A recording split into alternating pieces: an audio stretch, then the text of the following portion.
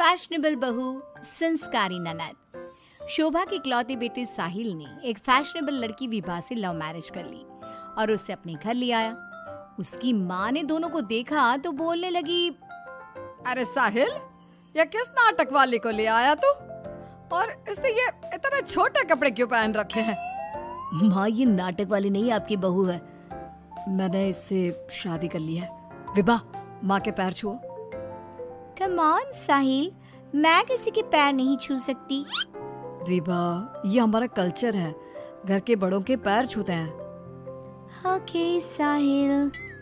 विभा जैसे ही शोभा के पैर छूने के लिए झुकी तो शोभा ने उसे डांटते हुए कहा, चल हट यहाँ से, दूर हो जा मेरी नजरों से। न जाने कहाँ से इसे उठा लाया है। तेरे लिए लड़कियों की कमी थी क्या, जो ऐसी लड़की को ले आया? हमारे घर के संस्कारों के बारे में तो सोच लेता, लोग क्या कहेंगे? माँ, आप भी कैसे पुराने जमाने की बात कर रही हो? आप कपड़ों और भाषा से किसी के संस्कारों को जज नहीं कर सकती। साहिल ने अपनी माँ को समझाने की बहुत कोशिश की, लेकिन वो कहाँ कुछ मानने वाली थी। शोभा अपनी बहू के कपड़ों और स्टाइल की वजह से हमेशा उसके कैरेक्टर पर टिप्पणी करती रहती। एक दिन विभा अपनी सास के लिए चाय बनाकर लाई। गुड मॉर्निंग मॉम, ये आपकी टी। ऐ छोरी, तुझ में संस्कार नाम की चीज है या नहीं? गुड मॉर्निंग ना बोला कर मुझे। हमारे यहाँ बहुएं पैर छूती है और तूने ये कैसे कपड़े पहने? देख जरा मेरी बेटी रानी को, सीधे सादे कपड़े पहनती है वो। मॉम, आपकी बेटी को फैशन की बिल्कुल भी नॉलेज नहीं है। उसी तो आप तंबू भी दे देंगी ना तो वो तंबू भी पहन लेंगी। देखो माँ, भाभी कैसे मेरा मजाक उड़ा रही हैं। रानी, मैं तुम्हारा मजाक नहीं उड़ा रही, मगर जरा देखो खुद को, कैसी लग रही हो। तुम्हें फैशन का बिल्कुल भी सेंस नहीं है।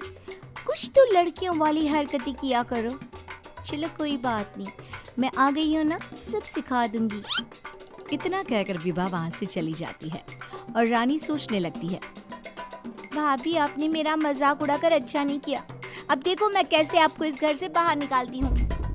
अब रानी हर समय अपनी भाभी की कमियां ढूंढने में लगी रहती है। रानी की माँ तो विभा से नफरत करती ही थी, लेकिन घर से निकालने के लिए जरूरी था कि साहिल भी विभा से नफरत करे। एक दिन घर में पूजा हो रही थी। घर के सभी सदस्य पूजा में शामिल हुए, लेकिन विभा नहीं हुई। जब पूजा खत्म हुई तो रानी ने कहा, भैया, माना कि भाभी फैशनेबल हैं, लेकिन इसका मतलब ये तो नहीं कि वो भगवान में बिल्कुल आस्था ना रखे। उन्हें पूजा में तो आना चाहिए था ना। हाँ बेटा, तूने अपनी मर्जी से शादी तो कर ली, अब अपनी मॉडल बहू को घर के तौर तरीके तो सिखा दे। अपनी बहन और माँ की बात सुनकर साहिल विभा के पास गया और उससे कहने लगा, विभा, आज घर में पूजा थी, तुम क्यों नहीं आई पूजा में? पता है लोग कितनी बातें बना रहे थे। माय डियर हस्बैंड, इतना गुस्सा क्यों हो रहे हो? जरूरी नहीं कि भगवान को खुश करने के लिए पूजा में शामिल होना पड़े। जब भगवान को दिल से याद कर लो ना तो बस उसी समय होगी उनकी पूजा। विभा, तुम शब्दों के जाल में मुझे मत फंसाओ। मैं जानता हूँ तुम इन सब चीजों को नहीं मानती, लेकिन तुम माँ की खुशी के लिए ही चली जाती। कम ऑन डार्लिंग, तुम तो छोटी सी बात को खींच रहे हो। मुझे पूजा में जाने से कोई प्रॉब्लम नहीं थी। मुझे किसी ने बताया ही नहीं पूजा के बारे में। अगर माँ या रानी बता देती तो मैं चली जाती। इसी तरह दोनों में काफी देर तक बहस चलती रही। अब विभा की ननद और सास किसी न किसी बात पर दोनों का झगड़ा करवाती रहती। जो भी शोभा के घर आता तो वो उसके सामने अपनी बेटी और बहू की तुलना करती। एक दिन उनके घर पर उनकी पड़ोसन आई। शोभा बहन, कैसी हो? कहाँ है आपकी फिरंगी बहू? अरे घूम रही होगी आधे कपड़े पहनकर कहीं। जब से आई है जीना हराम कर दिया है। शोभा बहन, वैसे जो भी हो, आपके बेटे साहिल ने ऐसी लड़के से शादी करके सही नहीं किया। आपके घर में सब कितने संस्कारी हैं। आपने अपनी खुद की बेटी की कितनी अच्छी परवरिश की है, और आपकी बहू, उसके तो पूरे मोहल्ले में चर्चे हैं। हाँ बहन, बात तो सही कह रही हो। एक मेरी बहू है जिसे ना बात करने का तरीका आता है, ना कपड़े पहनने की तमीज है, और एक मेरी बेटी है, संस्कारी, सुंदर, सुशील, सर्वगुण संपन्न है मेरी बेटी। आप तो जल्द से जल्द बस अपनी बेटी की शादी करने के बारे में सोचो। कहीं ऐसा ना हो कि आपकी बहू के चक्कर में आपकी बेटी से कोई शादी ही ना करे। पड़ोसन की बात शोभा के दिमाग में बैठ जाती है और वो रानी के लिए रिश्ता ढूंढना शुरू कर देती है। एक दिन शोभा की तबीयत अचानक खराब हो जाती है। माँ, क्या हो गया है आपको?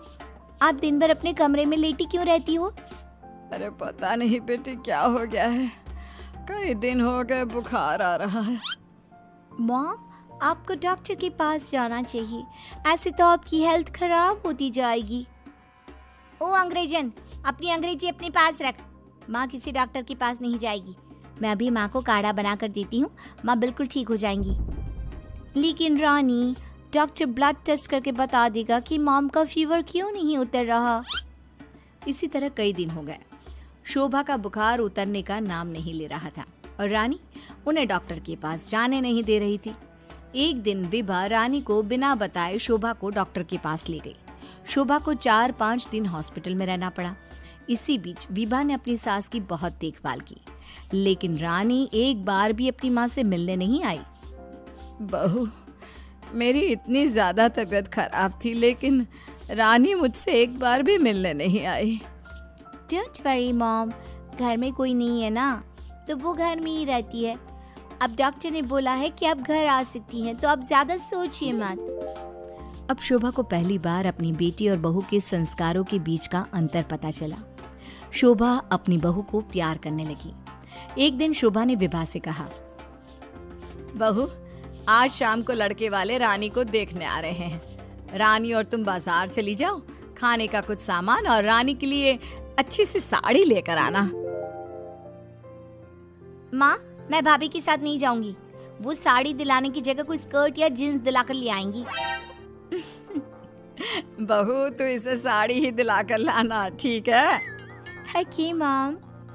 रानी और विभा मार्केट के लिए निकल जाती हैं, लेकिन रास्ते में बहुत ट्रैफिक था। पूछने पर पता चला कि एक कार का एक्सीडेंट हो गया है। विभा और रानी ने कार के पास जाकर देखा तो एक लड़का बहुत बुरी तरह से जख्मी पड़ा था। कोई उसकी मदद नहीं कर रहा था। लोग खड़े होकर बस तमाशा देख रहे थे। विभा ने उस लड़की की मदद करना चाहा तो रानी ने उसे रोकते हुए कहा, भाभी, ये क्या कर रही हो? जब कोई इसकी मदद नहीं कर रहा तो हम क्यों करें? रानी, ये क्या बोल रही हो तुम? अगर हमने इसकी हेल्प नहीं करी तो ये मर सकता है। लेकिन भाभी, पुलिस का झंझट कौन संभालेगा? पुलिस उल्टा हमसे ही सवाल जवाब करेगी। वो सब बाद में देखेंगे, पहले इसे हॉस्पिटल पहुंचाते हैं। विभा और रानी उस लड़के की जान बचा लेती हैं और उन्हें घर आने में देर हो जाती है। शोभा उनसे पूछती है, तुम दोनों को इतनी देर क्यों हो गई आने में? देखो शाम होने वाली है, लड़के वाले किसी भी समय आते होंगे। माँ, आपकी लाडली बहू की वजह से देर हो गई। मुझे आज पता चला भाभी को समाज सेवा का शौक भी है। रानी ने पूरी बात अपनी माँ को बता दी। शोभा ने बहू को डांटने की जगह उसकी तारीफ की। वो तीनों बात कर ही रहे थे, तभी साहिल वहाँ आकर कहता है, माँ, जो लड़का रानी को देखने आने वाला था उसका एक्सीडेंट हो गया है। क्या? ये तो बहुत बुरा हुआ। ठीक तो है ना वो? हमें जल्दी उसे देखने जाना चाहिए। माँ, वो ठीक है, उसके घर वाले बता रहे थे कि 2 लड़कियों ने उसे हॉस्पिटल पहुंचाया है। अगर वो उसे वक्त पर हॉस्पिटल ना लेकर जाते तो उसका बचना मुश्किल था। 2 लड़कियों ने? डार्लिंग, हमने भी आज एक लड़की का हॉस्पिटल पहुंचाया था। कहीं ये लड़का वही तो नहीं जो रानी से मिलने आ रहा था? सभी हॉस्पिटल पहुंचे तो ये लड़का वही निकला जिसकी जान विभा और रानी ने बचाई थी। सब ने दोनों की बहुत तारीफ की।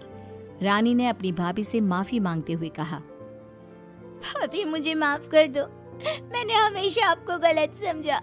अगर आप ना होती तो मैं कभी भी किसी अनजान आदमी की मदद ना करती। डोंट क्राई डियर, हमें अच्छे काम करते रहने चाहिए। साहिल दोनों की बात सुनकर कहता है, देखा रानी, मैं कहता था ना, संस्कार चरित्र में दिखाई देते हैं, कपड़ों और भाषा में नहीं।